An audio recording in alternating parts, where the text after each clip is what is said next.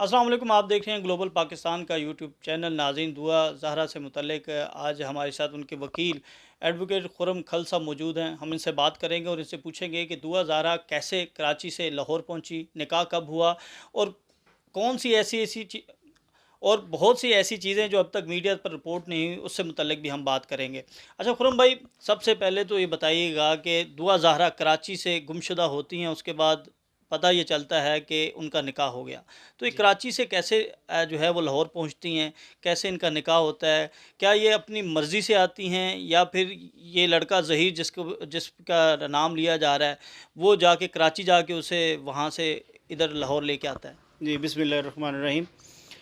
जहाँ तक दुआ ज़हरा की गुमशुदगी की हद तक की बात है, दुआ ज़हरा अपनी मर्ज़ी से अपने घर से निकली है, अपने पेरेंट्स का ज़ोर ज़बरदस्ती के बावजूद। दुआ ज़हरा घर से टैबलेट लेके खुद ही तकरीबन 10:30 बजे अपने घर से निकली है। निकल के उसने रिक्शा लिया है, रिक्शा लेके आगे फ़र्दर उसने टैक्सी स्टैंड से गाड़ी ली है, गाड़ी लेके वो लाहौर पहुँची है। जैसे ही वो लाहौर पहुँची है, क्योंकि उनका आपस में राब्ता था ज़हीर का और दुआ का, पहुँचने पे जो गाड़ी का रेंट था वो ज़हीर ने अदा किया है और उसके बाद वो मेरे वॉक इन क्लाइंट बने हैं। वो यहाँ पे आए हैं, उन्होंने मेरा ऑफ़िस देखा है, वो ऑफ़िस में आए हैं, उन्होंने अपना मसला बताया है, मैंने अपनी लीगल ड्यूटीज़ परफ़ॉर्म की हैं।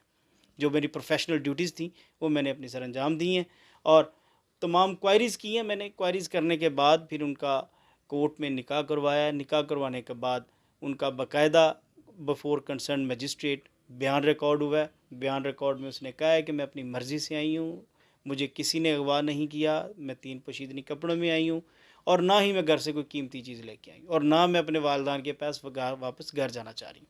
और इसी तरह फ़र्दर हरासमेंट की पिटीशन की है, उसने उसी तरह ही बयान लिखवाया अपना और एफ़िडेविट भी दिया और वो ज़हीर के साथ ही रहना चाहती है और ज़हीर के साथ ही रहने में खुश है। अच्छा, खुरम भाई, हमने ये देखा कि ये मीडिया के ऊपर इसकी हाइप बहुत ज़्यादा बनी। जी। उनके वालिदैन की जानिब से कहा गया कि उनकी बच्ची को अगवा कर लिया गया है या उनकी बच्ची मिल नहीं रही।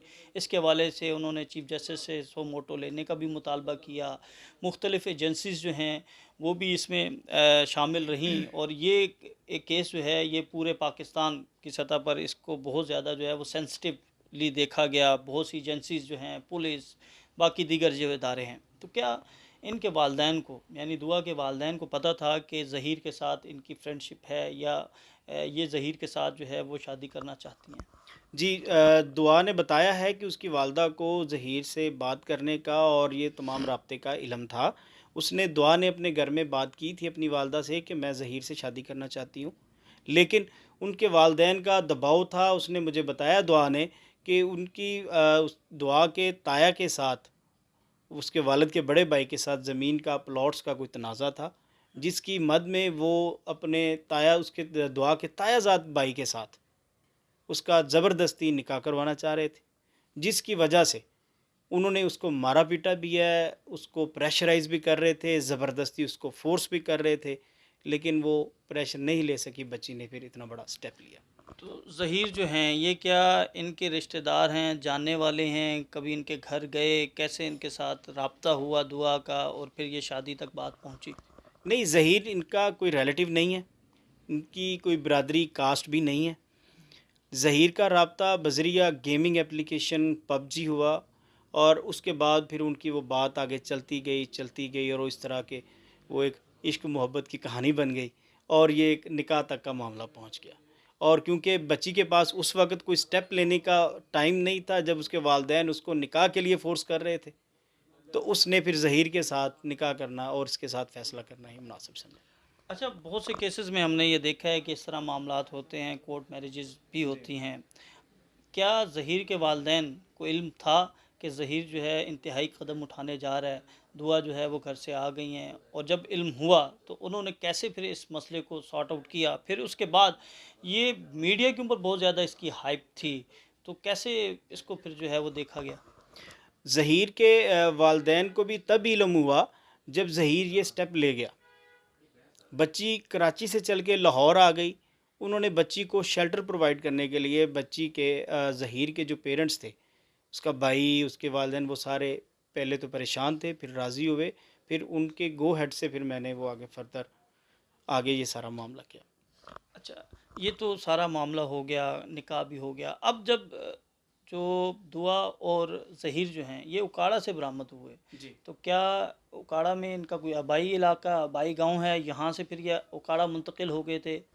जी, वो निकाह होने के बाद ज़हीर का वो आबाई इलाका है हवेली लखा का, डिस्ट्रिक्ट उकाड़ा का, वो वहाँ पे शिफ्ट हो गए थे। पहले लाहौर में थे, लेकिन निकाह के बाद वो फर्दर वहाँ पे चले गए, ताकि मीडिया में एक बहुत ज़्यादा हाइप क्रिएट हो गई थी। बयान तो उनका हो गया था, लेकिन वो सारे मामले से वो डर डर की वजह से वो सारा सिलसिला था उनका, वो अपने आबाई गाँव चले गए।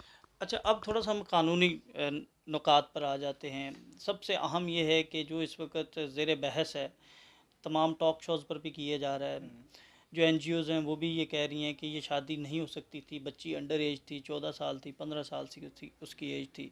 फिर उसके साथ साथ ये भी कहा जा रहा है कि जो सिंध का कानून है वो उस कानून के तहत बच्ची को चाइल्ड प्रोटेक्शन ब्यूरो के अंडर किया जाए, उसके बाद फिर इसकी तहकीकात की जाए। तो आप क्या समझते हैं कि क्योंकि आप उनके कौंसल हैं, तो क्या इनका जो निकाह हुआ, जो इनकी एज है, जो एज बताई जा रही है, बच्ची कहती है मेरी 18 साल है, इसके वालिदैन कहते हैं 14-15 साल है, तो इसमें हकीकत क्या है? जो इसमें लीगल पहलू है, बच्ची की एज जो वालिदैन बता रहे हैं, वो कह रहे हैं 14 साल है।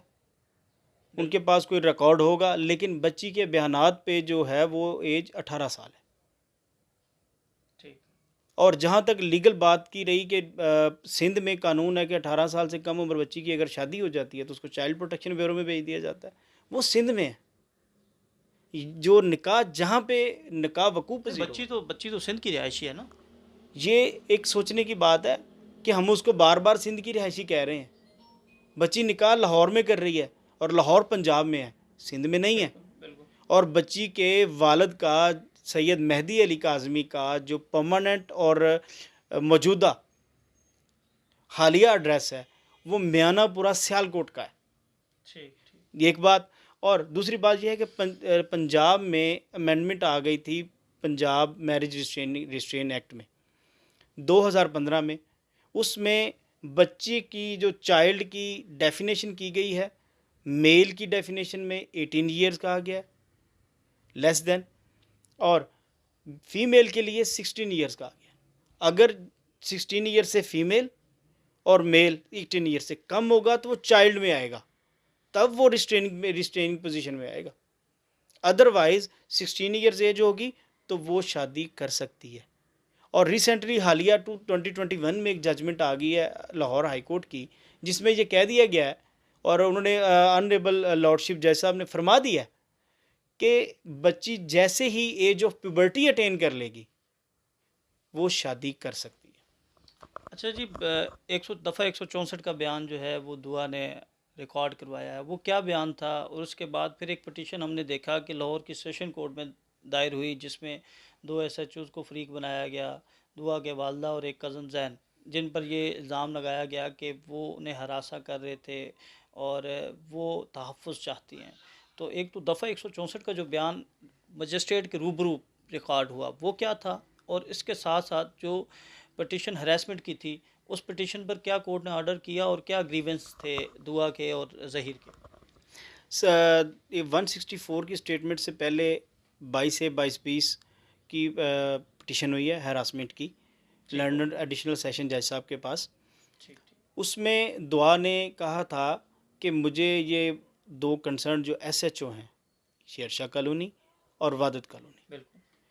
ये दोनों एसएचओ मेरे वालदैन, मेरे वालदा, मेरे वालिद और मेरा जो कज़न जिसके साथ वालदैन ज़बरदस्ती निकाह करवाना चाह रहे थे, ज़ैनुल आबिदीन, ये हरासाओं परेशान कर रहे हैं, मुझे तंग करते हैं, लिहाजा इनसे मुझे इनको डायरेक्शन फरमाई जाइए एसएचओ को कि मैंने शादी कर ली है, मैं अपनी मर्ज़ी से रह रही हूँ, अपनी मर्ज़ी से आई हूँ, तो लिहाजा मुझे गैर कानूनी तौर पे तंग ना किया जाए। उसमें ये बात हुई थी।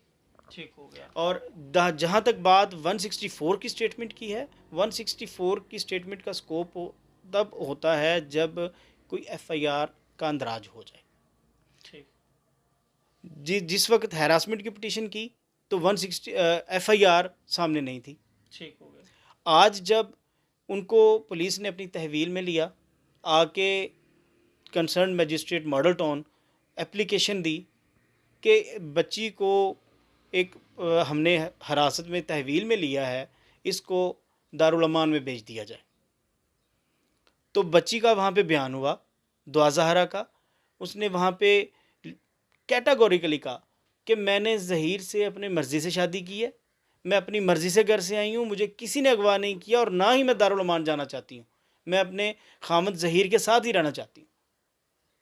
उसके थोड़ी ही देर बाद जो concerned IO Karachi Korangi Alfalah town से आए थे, सईद उनका नाम था, सईद अहमद, वो पहुंच गए।